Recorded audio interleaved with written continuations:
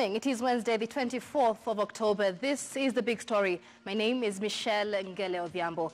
Now, tonight, that Raila Odinga is among the high-ranking Kenyan government officers locally and in the continent is not news. But last week's appointment of the opposition leader to the African Union as a special envoy for infrastructure development in Africa has left many talking. The latest to come out of those conversations is that the push for a referendum will soon die a natural death after Raila becomes too busy in his new role. But his supporters are dismissing that notion with sheer scorn, saying Raila is just like any other person harboring presidential ambitions and also serving in government. Another narrative that has been sparked by the AU appointment is that Raila Odinga is no longer part of the opposition but a government employee. NC Secretary General Barak Muluka says his party leader Musalia Mudavadi should take up the role of official opposition leader in that regard. Muluka argues that Raila will be remunerated for his new role by the AU through the government of Kenya and therefore cannot speak for the opposition. President Uhuru Kenyatta was the first to announce the appointment of Raila Odinga on Saturday. On the show tonight, I have political analyst David Osianya. Later on, we'll have political strategist Abel Onchari Oyeyo. But as usual, before I engage them, our lead reporter is with a legal mind and a member of parliament to speak on the emerging issues around Raila's appointment to the AU. But before that, let's listen in to what Uhuru Kenyatta had to say on the appointment. We are happy that now we have the African Union who have recognized our brother Raila Odinga and appointed him as the High Representative for Infrastructure Development in Africa. Juzi mimi niliulizwa na mkuu wa African Union niwe kama balozi ya kuunganisha Afrika na kwa upande ya miundo msingi. Na mimi nimekubali. Well, political analyst David Osianya will be joining us for that conversation. But first, Sophia Anuna with the latest on the same. She will be speaking to a member of parliament on the emerging issue. Sophia, good evening. Good evening, Michelle. What's definite is that following that 9th March 2018 handshake between President Uhuru Kenyatta and former Prime Minister Raila Odinga, the political landscape in Kenya took a different turn. Other than cooling the political temperatures, that antagonistic nature of politics we'd witnessed ahead of the 2017 general election has all toned down. In fact, what has been interesting to see is that there's more bipartisanship between Jubilee and NASA, and some of the issues we've seen emerge politically are within Jubilee. Just recently, we had the Deputy President talking about those who may want to chase him out of Jubilee will not succeed, so that some of the issues within Jubilee have escalated to the extent that some look at the former Prime Minister Raila Odinga suspiciously and see his joining of hands with Uhuru Kenyatta, real motive and the same, is definitely one of the developments we've been seeing recently politically. And so this appointment by the AU to be a special envoy, high representative infrastructure development in the continent has seen those in the Jubilee circle say, okay, you have this appointment now, focus on continental issues, forget local politics, because one of the things that has been an issue and has been seen to see those allied, especially to the Deputy President who seeks to succeed his boss, the President, is that Raila Odinga would run again in 2022. So they're saying forget 2022, focus on continental politics. And so there's a lot of alignments, realignments, and so many things happening in the political circles. But let's speak now with Rarieda, Member of Parliament, Otiende Amolo, and get more perspective on just how this has been viewed even in Parliament. Thank you for making time for us. Let's begin with first debunking the myths we've seen around this, because there are those who say he's not going to be earning a salary through from the AU, perhaps through the Kenyan government. How long is this going to be for? He's going to be very busy. He can't engage in Kenyan politics. What do you tell the people who are concerned about this nomination or appointment rather, and see it as one that means he cannot continue to be active in Kenyan politics? Thank you, Sophia. But first of all, let me explain that I think that discussion and debate about whether the appointment of Raila Odinga as the High Representative of the African Union on infrastructure and development bars him from participating in Kenyan politics, basically that discussion is misplaced and unfounded for three basic reasons. First of all, that appointment itself is political. The African Union is a political outfit. So you cannot then imagine that because one has a higher political appointment, you can bar them or it can stop them from participating in local politics. Secondly, the constitutive documents of the African Union do not require of anyone appointed as a high representative not to be involved in politics. And we have seen many examples, including persons who have been chairs of the AU. Jean Ping ran for president. Lamine Zuma, wanted to be the president of South Africa, and there are many other examples. Thirdly, the focal point for the discussion must be our constitution and our electoral laws. Is there anything in the constitution, in the electoral laws, that bars anybody in that position from running? The answer is no. And therefore, that discussion in terms of technical competence is misplaced. I believe that those who are raising the discussion are those who are worried because they know that in the past, Raila Odinga has won elections, but somehow because of electoral manipulation has never been declared. And I think they are worried that with that history, come 2022, with Raila on the ballot paper, and with the handshake team, the Building Bridges initiative, looking at the electoral laws in terms of areas of manipulation, I think they are worried that then he becomes a frontrunner. And so I think they are trying to seize the opportunity to try and create an aura that there are things that would bar Raila from running, but it is not true. Yes. All right. We had the president during the Mashujaa celebrations talking about Kenyans should be happy because now that he's from Kenya and he's in charge of infrastructural development, perhaps he'll be starting with roads and infrastructure in Kenya. But that's not to say he'll go to some village somewhere to fix a road just because of this position. And also, AU is dependent on being able to raise resources from funds outside and the global funds as we know them. The president necessarily has to be happy. First of all, to be appointed to those positions, usually there has to be concurrence of the head of state. So I am quite sure that President Uhuru Kenyatta concurred. Secondly, Raila, to the best of my memory, is the first Kenyan appointed to such a position. And that, of course, also elevates the country. But more importantly, the kind of position that the High Representative occupies is a strategic one. It is not one who then comes and says that Karumaindu Nyeri Road is to be fixed. But it's a strategic one because you engage with heads of state, you engage with development partners and others. So it is strategic in terms of finding ways of enabling infrastructural development in Africa. And in doing so, you are also able to find ways of advantaging your own home country. And so I imagine that as the High Representative, if Raila were to negotiate with certain development partners, whether it's the Bretton Woods or other partners, in terms of infrastructural development, a sizable portion of it would come to us. You remember that when President Obama started that project of electrification in Africa, necessarily Kenya benefited, among others, even if it was not the only country. But so there's a certain advantage in having a person who is a national of a particular country occupying such a position. Okay. Let's talk about the import of not only this position he's now occupying, but also the handshake. There are those who said, still continue to say, the place of the opposition in Kenya has largely been diminished, that now Raila Odinga, ODM, NASA is reading from the same script as the president. In fact, some have gone to as far as call on the likes of Musalia Mudavadi to come out and take the opposition leadership so as to ensure still there's accountability and checking of government in place. Do you see it that way? I've made this point repeatedly, and it bears repeat. I am an elected ODM member. By definition, we are the minority, whether as ODM or as NASA. And as minority, the Constitution gives us a certain role to play. It is a role we will always continue to play. So there is no question of saying that there's no minority or there's no opposition, because the Constitution actually requires us to stay there. Under the Constitution, if you were to actually cross over then you would even lose your seat. So we are there by definition of the Constitution and by law.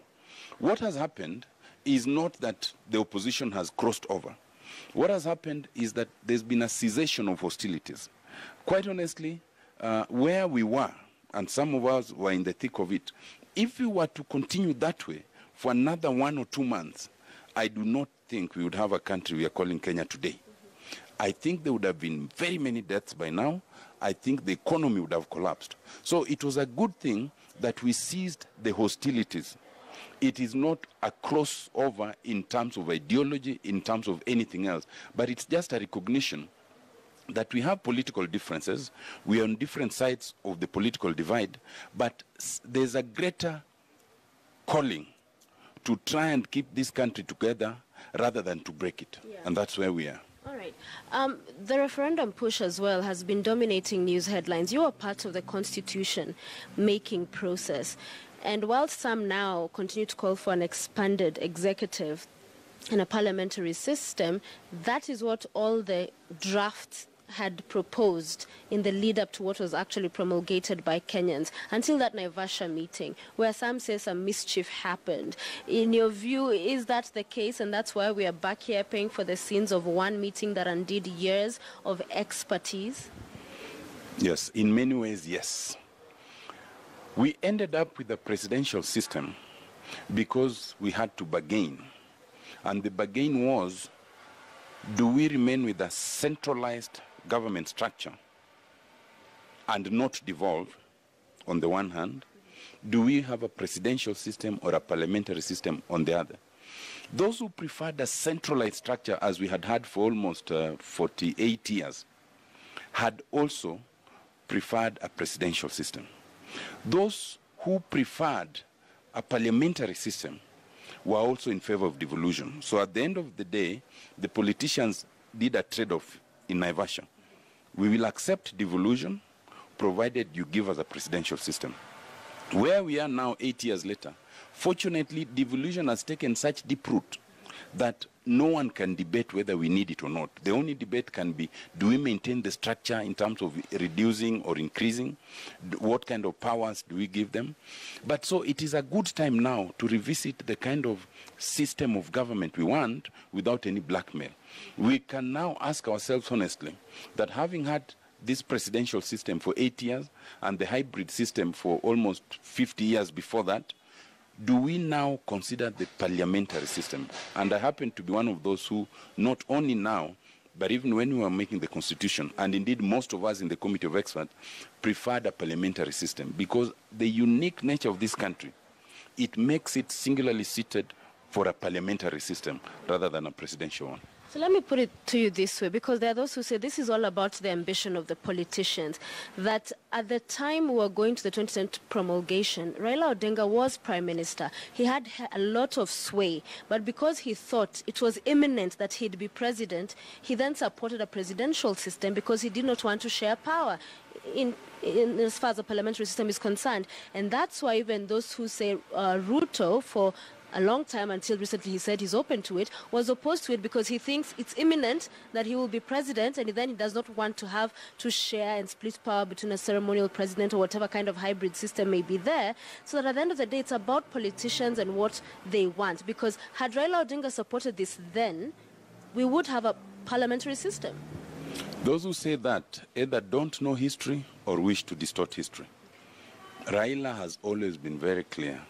And in the submissions before the Guy team before us, in the submissions that were made to the Committee of Experts, and even the discussions after that, he was always, and he has always remained in favor of a parliamentary system for very good reasons. But he had to concede, because where we were, if any of the two divides were to oppose the Constitution, it would never pass.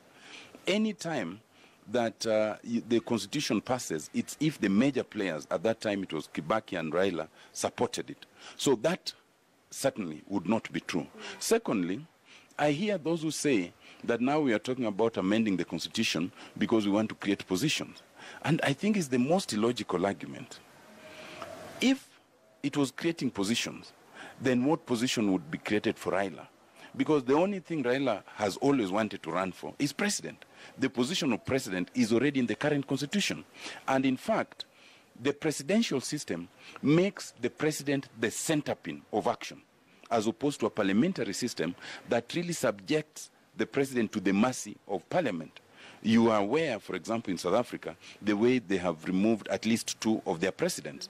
You are aware that in Australia, I think in 7 years, they have had 11 prime ministers. So if you are a person who wants just a position and wants a powerful one, then you would not be advocating for a parliamentary system. There is no position that can possibly be created in the constitution that Raila would be waiting to be created. And therefore, it's a highly illogical argument. Yeah. So as we bring this to a close, I put this to you. In Jubilee, there have been some jitters around this handshake, and the president and the former prime minister have both said that they know in their ranks there are people who are not too happy with the same because they thrived in those kind of very antagonistic politics.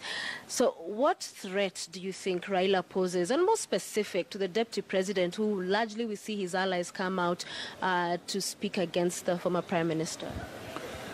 I cannot speak for Jubilee, but what I can say, one, is that anybody who hoped or hopes to ascend to the highest office in this land by maintaining the divisions, the fundamental political divisions that we've had in this country, obviously would be upset when those divisions appear to be diminished. Secondly, anybody who hoped or hopes to ascend to the highest office in this land by virtue of riding on the, should I say, the regional and ethnic politics that we've always had, and that equation will obviously be worried when that regional and ethnic polarization appears to be dissolved slowly. And I would therefore understand those who are jittery in Jubilee because the 2 political sides appear to be, agreeing on a greater need. Yeah.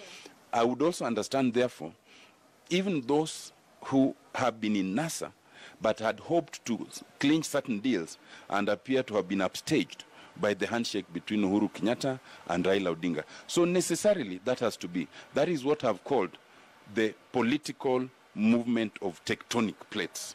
Yes. What should the president do to exploit this cessation, if you like, in terms of the nature of politics we had before? He's shaken hands with Raila Odinga. You have Kalonzo Musyoka now saying he's on the table. Wetangula was in State House the other day, although again we saw him saying he supports Ruto for 2022.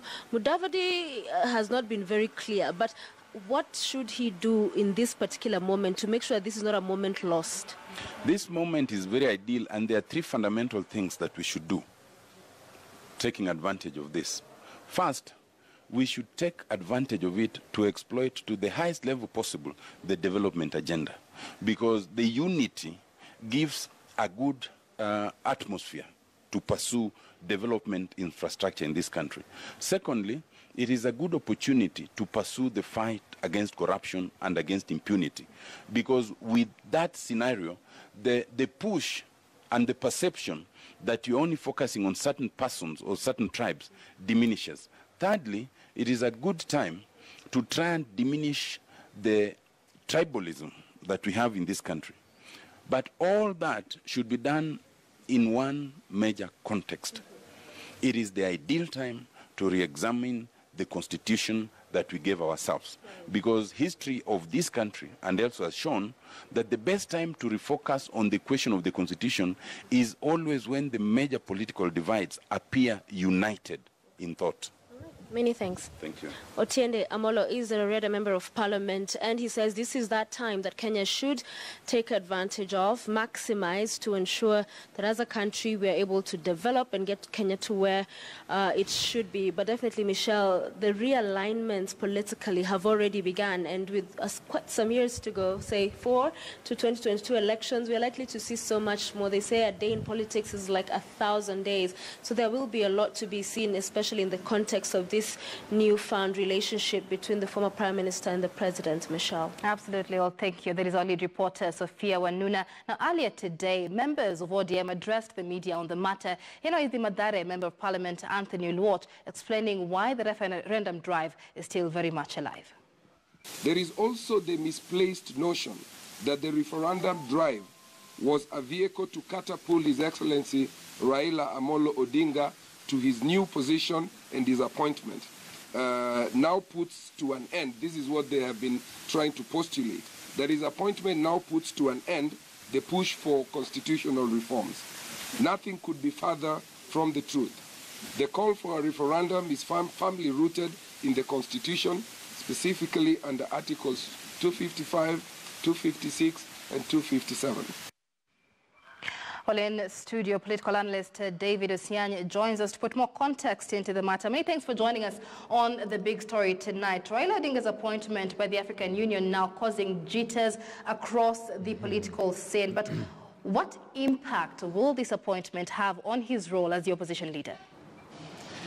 Well, thank you very much, Michelle, for having me. I think it is important to understand the role Raila Odinga will be playing. And with that understanding, therefore, it is easy to decipher whether or not this will easily shift him off the political landscape in the country. Now, Raila Odinga becomes the fifth high representative, appointed by a sitting AU chair.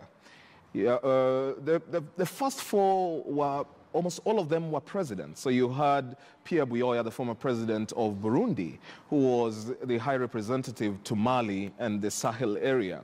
Then you had Jose Barrito, the former prime minister for Cape Verde, who was a high representative to try and resolve the crisis in the Cote d'Ivoire region.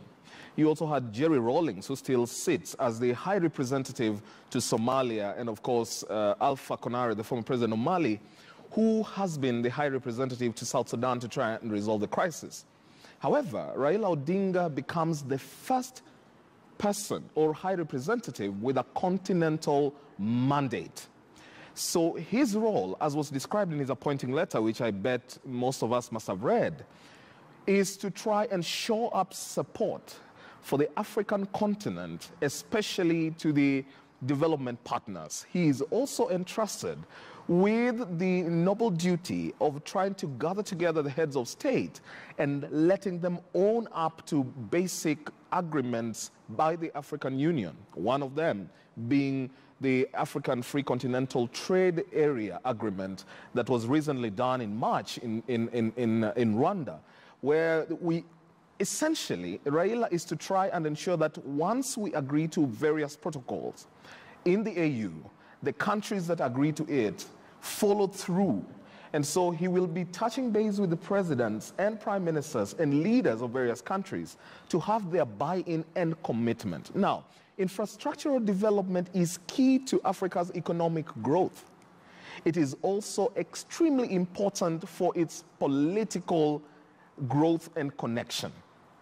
We'll get to the importance of this role in just a moment, but you've done us a great service there explaining Raila's role in this new appointment, because another conversation that has cropped up then is that in playing this, or in taking up this role, Raila Odinga will no longer be part of the opposition, but a government employee. And this is from ANC Secretary General Barack Muluka here, who says Raila Odinga will be remunerated for his new position through the government of Kenya. He therefore cannot say that he will be speaking for the opposition. Michelle, you know, it has been said time upon number that politics is like soccer, all right?